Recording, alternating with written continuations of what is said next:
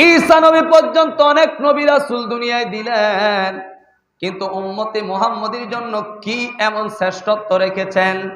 আমার আল্লাহ কয়, আদম নবীকে যেটা দান করি না, মুসা কালিমুল্লাহকে যেটা দান করি না, ইব্রাহিম খলিলুল্লাহকে যেটা দান করি না, নূহু নাজিউল্লাহকে যেটা দান করি না, আইয়ুব নবীকে যেটা দান করি না, এমন একটা বিশিষ্ট নিয়ামত, সবচাইতে মর্যাদা আমি আমার হাবিবুল্লাহকে দান করেছি। জবান খুলে বলা যাবে কি আল্লাহু আকবার? আল্লাহ হাবিবুল্লাহকে আপনি কি দান করেছেন গো আল্লাহ? আমার আল্লাহ জানায়া দেয়, দুনিয়ার মানুষ, ও দুনিয়ার মানুষ শুনে রাখো, আদম নবী দুনিয়ার জমিনের মধ্যে আগমন করেছে। আমি আল্লাহ আদম নবীর আগমনের কারণে দুনিয়াটা পবিত্র বানায়া দেই নাই। সুবহানাল্লাহ কি জোরে বলা যাবে না? আমার নবী মুসা কালিমুল্লাহ দুনিয়ার জমিনের মধ্যে আগমন করেছে। মুসা নবীর কারণে আমি আল্লাহ দুনিয়াটা পবিত্র বানায়া দেই না। ইব্রাহিম খলিলুল্লাহর কারণে দুনিয়াটা পবিত্র বানায়া দেই না। 1,00,000 2,24,000 নবী ও রাসূল যারা দুনিয়ায় আসছে এবং গেছে, আমি আল্লাহ কারো জন্য দুনিয়াটা পবিত্র বানায়া দেই না।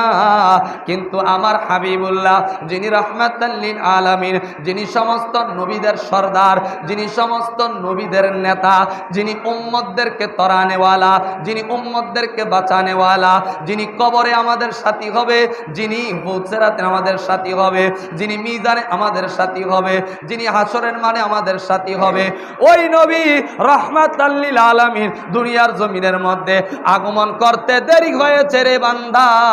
আমি আল্লাহ এই পৃথিবীর অশান্ত দুনিয়াকে, নাপাক জমিনকে আমি আল্লাহ পাক এবং পবিত্র করতে দেরি করি না। জবান খুলে বলা যাবে কি আল্লাহু আকবার? আরো জোরে বলেন আল্লাহু আকবার।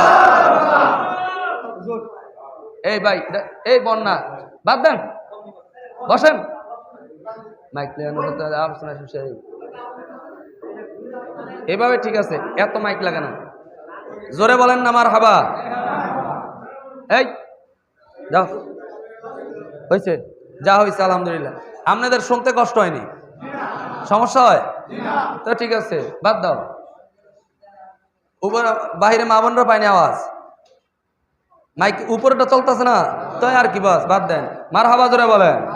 এটা জোরে সরে বাড়ি আল্লাহুম্মা